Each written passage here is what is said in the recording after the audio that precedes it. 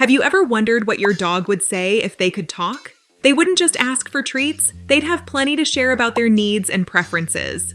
In this video, I'm going to reveal 30 things your dog wishes they could tell you. Things that will help you better understand and improve their life. If you care about your furry friend, stick around because this is information you won't want to miss. Number 1. Just letting me out in the yard isn't enough for me. You might think letting your dog roam the backyard is enough to keep them entertained and exercised, but that's far from ideal. It's not just about physical exercise. For dogs, walks are a vital experience that enriches their minds and bodies. When they go outside, they encounter new smells, see other animals and people, and experience things they simply can't find in the yard. Here's another problem. Studies from the University of Liverpool show most walks last less than 20 minutes, which isn't quite enough. So, make an effort to take your dog out for walks beyond your yard and aim for longer strolls when you can. Life can get busy, but trust me, your dog will thank you for the extra time exploring the world together. Number 2, I prefer blue and yellow toys. Did you know dogs don't see colors the same way we do? Contrary to the myth, they don't see the world in black and white, but their color range is limited. Dogs have dichromatic vision, meaning they primarily perceive blue and yellow. This is because their eyes contain cells sensitive only to these wavelengths of light. That means toys in red or green might blend into their surroundings, especially on grass. So next time you're picking out a new toy for your furry friend, think blue and yellow. They'll find those colors much easier to see. Number 3, I don't like some smells you love. Your dog's sense of smell is on another level. It's incredibly more advanced than ours. Inside a dog's nose are special structures called turbinates, which process scents. If we could unfold that surface area in humans, it would be about the size of a postage stamp. In dogs, it's closer to the size of a full sheet of paper, with up to 300 million scent receptors. Compared to our measly 5 million, dogs can process smells 10,000 times better than we can. So while you might love certain scents, they can be overwhelming or even unpleasant for your dog. Strong cleaning products, intense perfumes, or even fresh herbs might be too much for their sensitive noses. Keep that in mind next time you use something fragrant around your pup. Number 4, I actually like working for my food. It might sound strange, but dogs love putting in a little effort to earn their meals. Food dispensing toys, like a Kong wobbler, mimic the natural foraging experience dogs were built for. Not only do these toys make mealtime more fun, but they also provide mental stimulation, reducing boredom and behaviors like excessive barking or chewing on furniture. Snuffle mats are another great option. These mats let your dog sniff out hidden food, satisfying their instinct to explore and search. Adding these activities to their routine can significantly improve their overall happiness and reduce destructive behaviors. Number 5, I'd rather wear a harness. Switching from a collar to a harness can make a big difference in your dog's comfort and safety. A harness helps prevent injuries to their neck and spine, which is especially important for small breeds, dogs with sensitive throats, or pups with existing health issues. Unlike collars, which put all the pressure on their neck, a harness distributes the force evenly across their chest, making it a much gentler option during walks. Number 6, please remember, I'm a dog. It's essential to understand that dogs have instincts and behaviors unique to their species, and these are crucial for their happiness. Things like chewing, sniffing, rolling in grass, and running around are all natural parts of being a dog. If these needs aren't met, your dog might become frustrated and develop destructive habits. Make it a point to include activities in their routine that allow them to be their true dog selves. Number 7, consider my breed's specific needs. Knowing the characteristics of your dog's breed is key to meeting their physical and emotional needs. Different breeds have different requirements. For example, a German Shepherd will need plenty of exercise, while a Siberian Husky might struggle in hot climates. Take the time to research your dog's breed and tailor their care to suit them best. Also, familiarize yourself with any health issues commonly associated with their breed. This will help you take preventive measures and have more informed conversations with your vet. Number 8, I want to explore new places on our walks. Walking your dog on the same route every day might be convenient, but imagine how much they'd enjoy discovering new places. For dogs, walks are more than exercise. They're a way to explore the world beyond your home. Adding variety to their routine not only keeps things exciting, but also improves their mental and emotional well-being. Start small. Take different streets in your neighborhood or explore a nearby park. When you have more time, consider visiting a dog-friendly hiking trail or even a local cafe that welcomes pets. Your dog will love the new experiences, and you'll both benefit from the change of scenery. Number 9, I don't really like being petted on the head. Even though petting a dog on the head might seem like a loving gesture to us, it's actually not the best way to show affection to your furry friend. In the dog world, this action can be perceived as a sign of dominance or even a threat. Imagine if someone much bigger than you suddenly reached for the top of your head.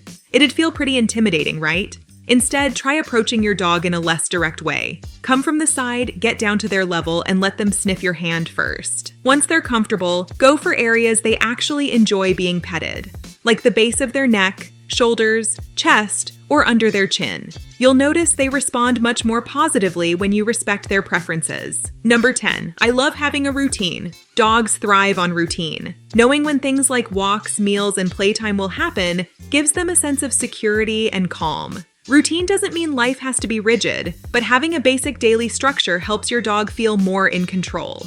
Unlike us, dogs don't decide when they eat or go outside. They rely entirely on you for these things. So sticking to a consistent schedule reassures them that their needs will always be met. Even if your life gets hectic, maintaining these little routines can make a big difference in your dog's happiness and well-being. Number 11, I want you to put down your phone and play with me. Life gets busy, and it's tempting to hand your dog a toy while you check emails or scroll on your phone. But your pup values the time you spend playing with them way more than any toy. Why not put your phone aside and give them your undivided attention? They'll feel so much happier, knowing you're fully engaged. Playing together doesn't just make your dog happy, it strengthens your bond and can even help you distress. So, grab that toy, get on the floor, and enjoy some quality time with your furry best friend. Number 12. If I'm acting different or hiding, I might not feel well. When dogs act out of character, hiding, avoiding contact, or behaving unusually, it's often their way of saying something's wrong. Since they can't tell you they're in pain or feeling off, these behavior changes are important clues. If your dog suddenly seems withdrawn or seeks isolation, take it seriously. They could be dealing with physical pain, discomfort, or even stress. In situations like this, don't wait. Schedule a vet visit to rule out any health issues and ensure they're well cared for. Number 13, I love it when you talk to me. Dogs are incredibly attuned to human voices. They can pick up on the emotions in your tone and even recognize certain words. A study from the University of Bury showed that dogs can distinguish between joyful and sad sounds in our vocalizations, adjusting their behavior accordingly. So, when you talk to your dog in a warm, loving tone, they genuinely feel that positive energy. Talking to your dog is more than just cute. It's a great way to deepen your emotional connection and make them feel loved and valued. Number 14, please be clear when you talk to me. Dogs don't understand human language the way we do, so clear and consistent commands are key to good communication. If you use different phrases for the same command, like yelling "stop it" one day and "quiet down" the next, you're just confusing your dog. Pick one word or phrase for each command and stick with it. For instance, use "quiet" to stop barking or "down" for lying down, and don't mix them up with other cues. Consistency makes it so much easier for your dog to understand what you want. They don't speak human, so let's make it simple for them. Number 15, I can't handle heat the way you do. Hot weather can be dangerous for your dog, especially their sensitive paws. Did you know that when the air temperature is around 86 degrees Fahrenheit, asphalt can heat up to a scorching 140 degrees Fahrenheit? That's hot enough to burn your dog's paws in just a minute. Here's a quick test. Press your hand on the ground for 5 seconds. If it's too hot for you, it's too hot for your dog. Try walking early in the morning or later in the evening when the pavement is cooler. And always bring water along. Dogs dehydrate faster than we do, especially when they're running around in the sun. Always bring a bottle of water and a collapsible bowl when you go for a walk, and make sure to take frequent breaks to offer your dog some water, especially if you notice they start panting more than usual. Found this video helpful? Join our learning squad by subscribing and giving us a thumbs up. It supports our channel and keeps you updated with all our latest educational videos. Number 16. I don't know what I did wrong and I'm not trying to be bad. Dogs don't act out of malice. If they chew something or have an accident inside, it's not because they're trying to upset you. When a dog shows submissive behaviors, like lowering their head or hiding after you scold them, it's not because they feel guilty. They're just responding to your tone and body language. They don't connect your anger to their earlier actions. Instead of punishing them, focus on teaching them what you do want them to do. Positive reinforcement works wonders, and your dog will learn faster in a supportive environment. Number 17, I need time to relax after a bad interaction. Not all dog encounters during walks are pleasant. If your pup just had a tense or overly exciting interaction with another dog, it's important to give them time to cool off. This is called a calming break. After an intense moment, pause for a bit to let your dog's adrenaline levels settle. Don't rush into the next interaction or keep walking immediately. Just stand still and let them decompress. Taking these breaks teaches your dog to manage their emotions and prevent stress from building up. Number 18. Sometimes I get bored at home. Dogs spend a lot of time at home, and without proper stimulation, boredom can become a real issue. Sure, they sleep a lot during the day, but they also need activities to keep their minds and bodies engaged. A bored dog might resort to destructive behaviors like chewing furniture or excessive barking, not out of spite, but because they're understimulated. Providing toys, puzzles, or even a safe spot by a window to watch the world go by can make a big difference in keeping your dog happy and entertained. Number 19, keeping me entertained is easier than you think. Keeping a dog entertained is easier than it seems. Interactive toys that challenge your dog to solve little puzzles for rewards are a great option. Snuffle mats are another fun choice. They stimulate your dog's sense of smell as they hunt for hidden treats in the fabric folds. You can also hide small bits of food around the house for your dog to find, turning snack time into a fun scavenger hunt. And if you have the space and the right circumstances, the company of another dog can be a fantastic way to keep your pup active and happy. Number 20. If I yawn, it doesn't always mean I'm tired. When you see your dog yawning, your first thought might be that they're tired. But did you know dogs often yawn in response to seeing their owners yawn? According to a study from Kyoto University, dogs often yawn in response to seeing their owners yawn, which suggests an act of empathy. Researchers from the University of Pisa also found that yawning can be a signal of stress in certain situations. Turid Rugas, a well-known canine behavior expert, explains that dogs use yawning as a way to calm themselves when feeling anxious. Another subtle stress signal to watch for is when your dog licks their lips or nose repeatedly, especially when there's no food around. Paying attention to these signs can help you recognize when your dog is stressed. And guess what? They can sense when you're stressed too. Number 21, I can sense your stress and anxiety. Dogs can pick up on your stress and anxiety through scent. A recent study from the UK showed that dogs can detect stress in humans by smelling the cortisol in our sweat. Even more fascinating, the stress they detect can influence their behavior, making them more likely to make pessimistic decisions. In the experiment, dogs were exposed to cloths soaked in human sweat from stressful situations, and researchers observed how it altered the dog's emotional state. Simply put, when your stress levels spike, your dog can sense it, and it affects how they see the world around them. Number 22, I need to sniff more during walks. Letting your dog explore with their nose isn't just fun for them. It's crucial for reducing stress and keeping them engaged. Sniffing during walks is like mental exercise for your dog, satisfying their curiosity and stimulating their mind. In fact, sniffing can be just as important as physical exercise. That's why it's essential to find the right balance between walking and letting them sniff. Make sure to dedicate 10 to 15 minutes of every walk to letting your dog explore through sniffing. This simple adjustment can make a huge difference in how your dog experiences their outings. It's not always about how far you walk. It's about letting them enjoy the journey through their nose. Number 23. I like sniffing other dogs' butts. Let's talk about a behavior that might seem odd but is totally natural. Sniffing other dogs' butts. For dogs, this isn't just a quirky habit. It's their way of communicating and socializing. From an early age, interacting this way helps dogs feel more at ease and friendly with other dogs. When they sniff, they're gathering essential information about the other dog, like age, mood, and health. It's like exchanging business cards in the dog world, and it helps ensure calm and respectful interactions.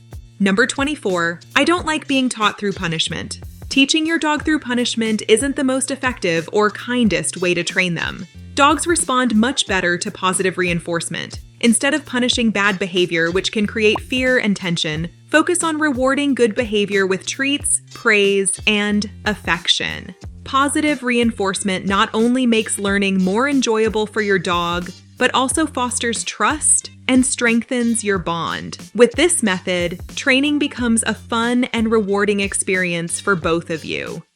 Number 25. My life is shorter than yours. Dogs live much shorter lives than we do, typically between 7 and 15 years. This means it's crucial to make the most of the time you have together.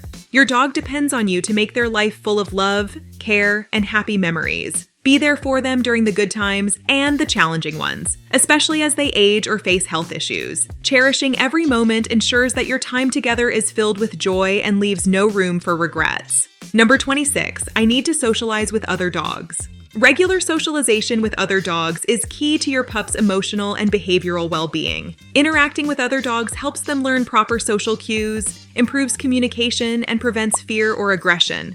While this is especially important during puppyhood, maintaining these interactions throughout their life keeps them emotionally and socially balanced. A well-socialized dog is a happy dog. Number 27, don't get me riled up before you leave. If you make a big deal out of leaving the house, it can increase your dog's anxiety. Dramatic goodbyes might lead to destructive behavior while you're gone. Instead, keep your departures calm and low-key. If you want to give them extra attention, do it a little while before you leave so they don't associate your departure with excitement. Leaving the house calmly helps your dog stay relaxed and reduces separation anxiety. Number 28, you're my whole world. For your dog, you are their everything, their source of love, security, and companionship. This responsibility goes beyond feeding and vet visits. It's about giving them quality time and affection. Dogs are deeply social animals, and they thrive on the bond they share with their owners. Making them feel included in your life is one of the best ways to ensure their emotional and physical well-being. Number 29. I need you to teach me what's right and what's wrong. Dogs don't automatically know how to behave in a human environment. They need guidance to learn what's acceptable and what's not. Just like kids learn math at school, dogs need training to understand the rules of your home. Without proper guidance and consistent practice, they can't intuitively know what you expect from them. For example, they don't instinctively understand that chewing furniture is off limits, that barking at night isn't okay, or that digging holes in the yard is a no-go. Spending time teaching your dog through positive reinforcement methods is key. This approach helps them learn how to behave in a way that aligns with your expectations. And if you do it with patience, love, and respect, it'll strengthen your communication and the bond you share. Number 30, I hate loud noises.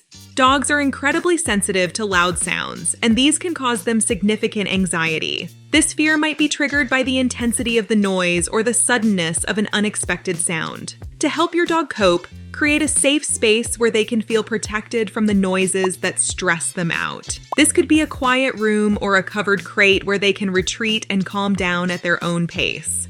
Additionally, gradually exposing your dog to loud sounds using controlled desensitization techniques can be really effective in reducing their fear over time. With these strategies, you can help your dog feel more secure even in noisy situations. And there you have it, the 30 things your dog wishes you knew.